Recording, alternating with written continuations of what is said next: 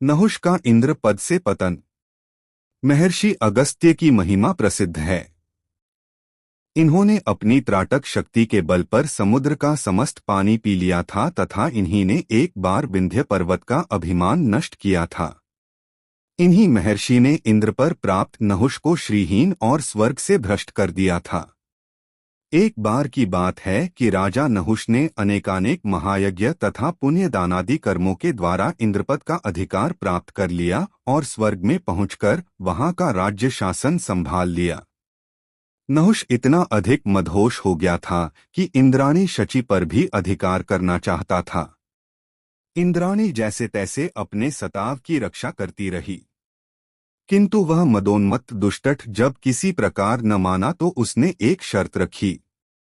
जगतपते, यदि तुम मुझे चाहते ही हो तो मैं आपका वाहन पूर्व इंद्र से भिन्न और विलक्षण देखना चाहती हूँ। अतः आप ऐसा यत्न कीजिए कि महाभाग सप्तर्षि एकत्र होकर आपकी शिविका का वहन करें और तब आप मेरे पास आएं।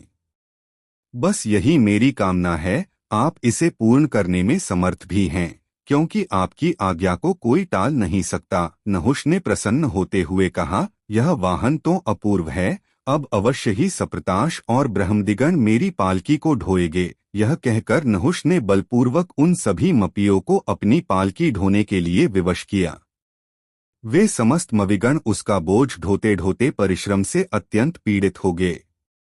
शिविका ढोते हुए ऋषियों ने उससे पूछा, देवेंद्र, गौओं के प्रोक्षण के विषय में वेदविहित मंत्रों का आप प्रामाणिक समझते हैं या अप्रामाणिक? नहुष उस समय आज्ञानावृत्त हो रहा था। उस अविवेकी ने कहा, यह वेद मंत्र प्रमाण नहीं हो सकते।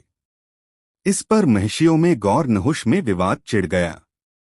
नहुष का अहंकार कहता था कि मैं सर्वविजयी, त्रैलोक्याधिपति तथा स्वर्गलोक का भी शासक हूँ।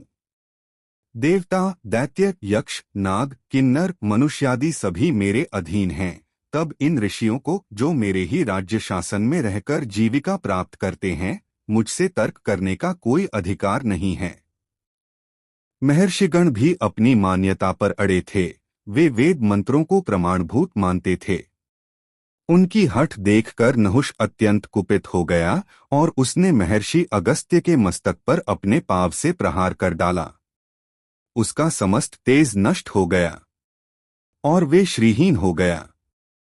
उसी समय मवि अगस्त्य ने भी क्रोध में भरकर उसकी ओर देखते हुए कहा, तू निर्दोष वेदमत को अप्रामाणिक मानता है। यह कितना बड़ा अज्ञान है तेरा। इस पर भी तूने मेरे सिर पर लात मारी है और दुर्धर्ष तेजस्वी भैंसियों से शिविका ढुलवा रहा है। अपने इन घोर पापों के फल स्वरूप तू तुरंत ही स्वर्ग से भ्रष्ट होकर धरती पर जा गिर। इस प्रकार महर्षि अगस्त्य के नजर भर देखने और शाप देने से अभिमानी नहुष स्वर्ग से भ्रष्ट हो गया।